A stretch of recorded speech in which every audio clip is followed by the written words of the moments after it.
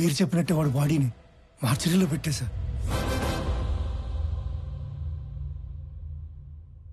అందరికీ నమస్కారం.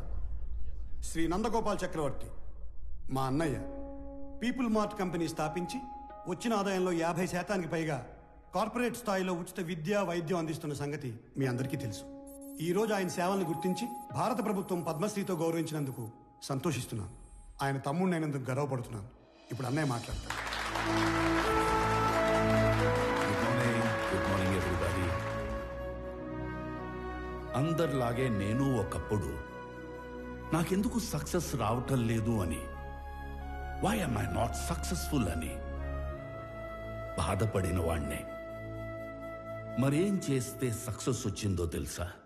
వెదురు చెట్టు కోసం గింజల్ని భూమిలో పాతి నీళ్లు పోస్తే మరుసటి రోజుకు ఏమీ రాదు, తరువాత వారానికి ఏమీ రాదు, నెలకి ఏమీ రాదు, ఏడాదికి రాదు.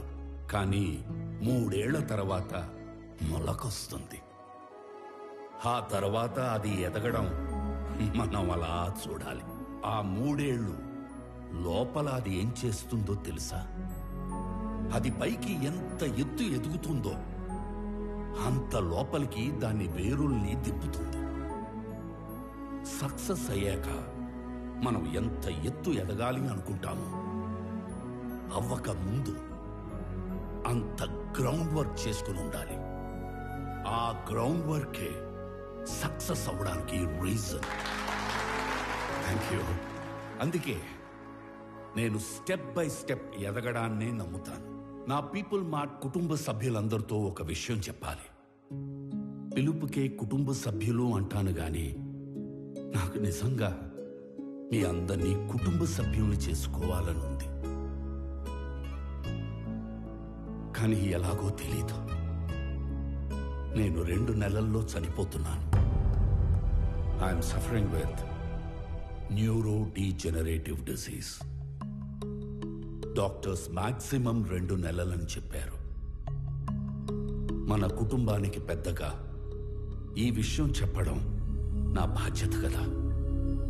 I'm living happily. I want to die happily. I'm living successfully. I want to die successfully.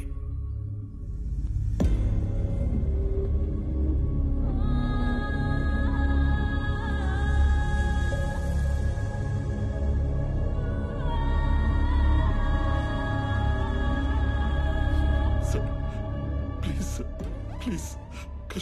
కష్టపడి కట్టుకున్న కంపెనీ సార్. 15 years కష్టం సార్. వదిలేండి సార్ ప్లీజ్. అన్నా చెప్పన్నా, నువ్వైనా చెప్పన్నా ప్లీజ్ అన్నా.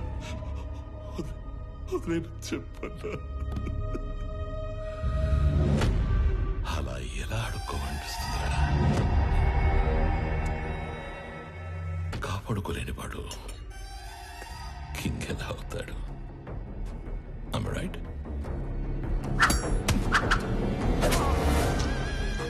ఖాళీ చెవులతో ఉన్నవాడికి డబ్బు కావాలి, డబ్బున్నవాడికి పవర్ కావాలి, పవర్ ఉన్నవాడికి ప్రపంచం కావాలి.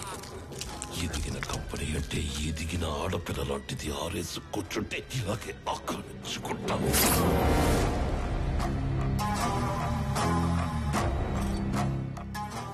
భారత ప్రభుత్వ పద్మశ్రీ అవార్డు గ్రహీత నందగోపాల్ చక్రవర్తి తన పీపుల్ స్మార్ట్ కంపెనీలోని కార్మికులందరికీ కూడా 50% షేర్స్ పంచాలని ఉందని చెప్పారు.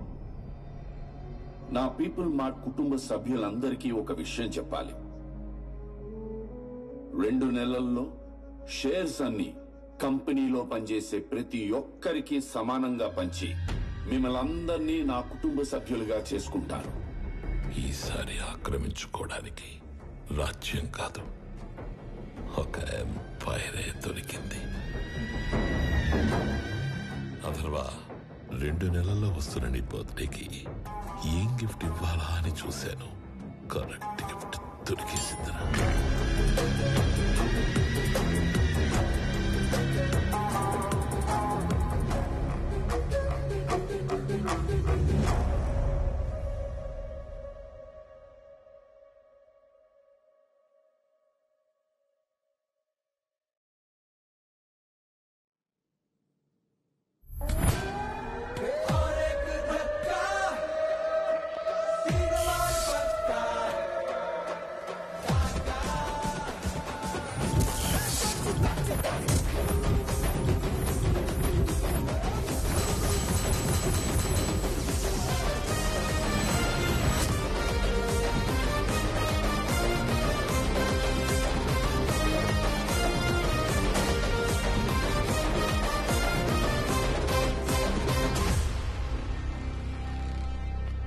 నిన్న నేను లేనప్పుడు మా బాబు దగ్గరకు వచ్చి నీ ప్రాపర్టీ నాకు కావాలి అని బెదిరించింది ఎవడు?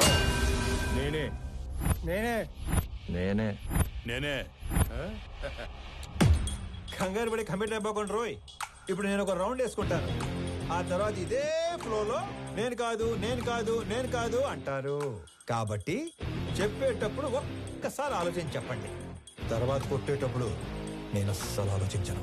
అసలు నువ్వు ఎవడి ఏరియాకి వచ్చి రౌండ్ వేసుకుంటానంటున్నావురా నిన్ను?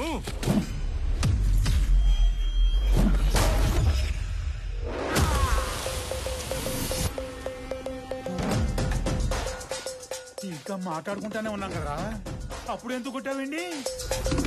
నాకు వీళ్ళలో విలన్ కనిపించాడు. కనిపిస్తే if I see a villain in you, you will see a hero in మే.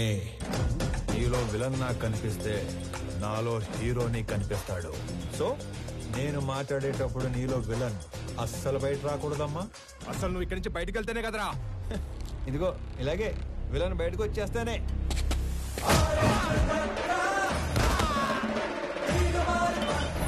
ఇలా హీరో వచ్చేస్తాడు.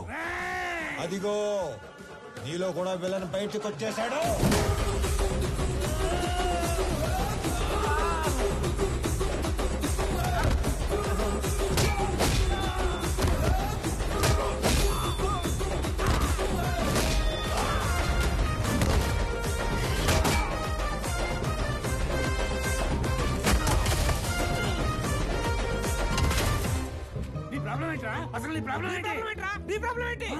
అది కాదన్నా, మనలోంచి విలన్ బయటికి వస్తే అన్నలోంచి హీరో బయటికి వస్తాడని ఆల్రెడీ చెప్పాడు కదా.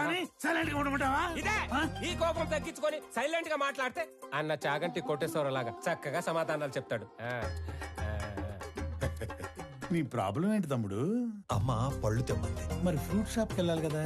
నిన్నెవడు ఇంటికి వచ్చి పళ్ళు గట్టిగా నూరాడంట, ఆడి పళ్ళు తెమ్మంది. అలా పళ్ళు నూరితేనే పళ్ళు రాలిపోతాయని చెప్పింది అక్కడ. నవ్వు ఇంకొంచెం అటు తిరుగు.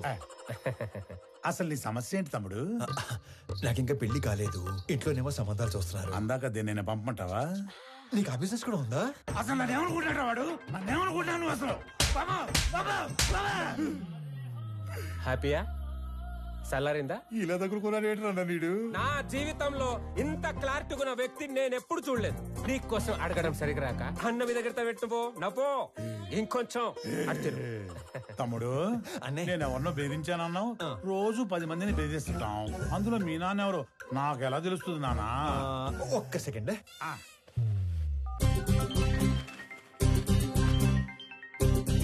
నానోయ్ రౌండ్ అయిందా? అయింది. ఎంటర్టైన్మెంట్ రౌండ్ నడుస్తుంది, అంతేగా? అంతే అంతే. నాకు చూపించు. ఇదిగో. అచ్చా నువ్వు ఈడి కొడుకువా? నీ ఫ్యామిలీ మొత్తాన్ని చంపైనా సరే ఆ ఇల్లు లాక్కుంటాం. వచ్చేసాడు మీ అందులోని విలన్ వచ్చేసాడు. ఒక నీలో తప్ప అందులోని విలన్ వచ్చాడు. ఇక నాలో హీరో బయటకు వచ్చేస్తాడు. పట్టుకో. నీ కొడుకు కొడుకుంటా కదా చాలా కాలం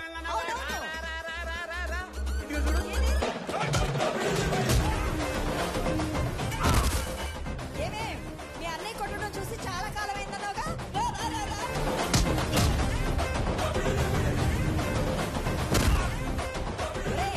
ఆ గుండుగాడిని 4 ఎక్కువైరా. నేను చాలా ఎక్స్ట్రాలు మాట్లాడాడు.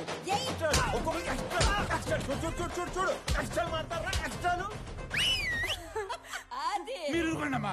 ఇలా పిల్లల్ని రెచ్చగొడుతున్నారు. మాకేమైనా అయిందంటే ఆరోగ్యశ్రీ కార్డులు కూడా లేవు తెలుసా? మరి అలాంటప్పుడు ఆర్జు ఎందుకు పెట్టుకున్నావు? ఆడసలే తేడాగాడు. ఆడే రెచ్చగొడతాడు, ఆడే కొడతాడు. ఏం చేస్తాం? మా టైం బాగాలే పెట్టుకున్నాం. అమ్మో, టైం అంటే గుర్తుకొచ్చింది. ఒరే ఆఫీస్కి వెళ్ళవా? టైం అయింది. మర్చిపోయాను అదొకటి ఉంది కదా. ఇదిగో చిన్న వార్నింగ్ ఇచ్చి బయలుదేరతానే. మా నాన్న ఒకటే చెప్పాడు, ఏమని? ఏదైనా గొడవ వస్తే అస్సలు ఆలోచించకుండా ఎరగదీసేమన్నాడు. నేను కామన్ మ్యాన్ కదా, ఇది సరిపోద్దిగా. సరిపోయింది. నవ్వుతూ చెప్పు. సరిపోయింది. ఇంకో సరిపోయిందిగా. Good bye. ఇందాక అమ్మకి వార్నింగ్ ఇస్తానన్నాను గానీ నాకు ఈ డైలాగులే చెప్పి భయపెట్టడం పెద్దగా రాదు. జస్ట్ ఇమాజిన్, ఫస్ట్ టైం కాబట్టి సైలెన్సర్ పట్టుకొచ్చా. మళ్ళీ ఇదే రిపీట్ అయితే ఈసారి సైలెన్సర్ కాదు, గట్టి పట్టుకొస్తా. సైలెన్సర్ తో దెబ్బ పడ్డ ప్రతి చోట కత్తితో వేటు పడిందనుకో.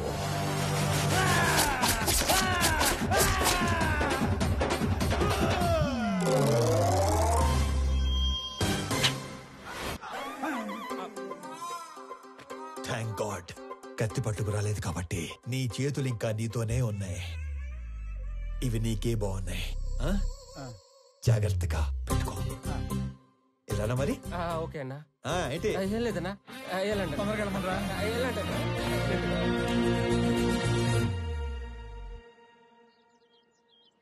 ఆనంద్ ఎక్కడా? రెడీ అవుతున్నాడు.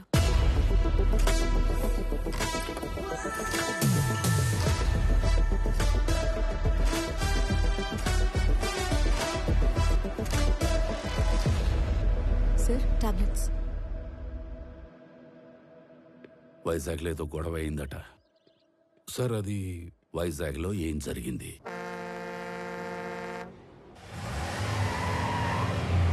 హైదరాబాద్ సర్వే చేసేలా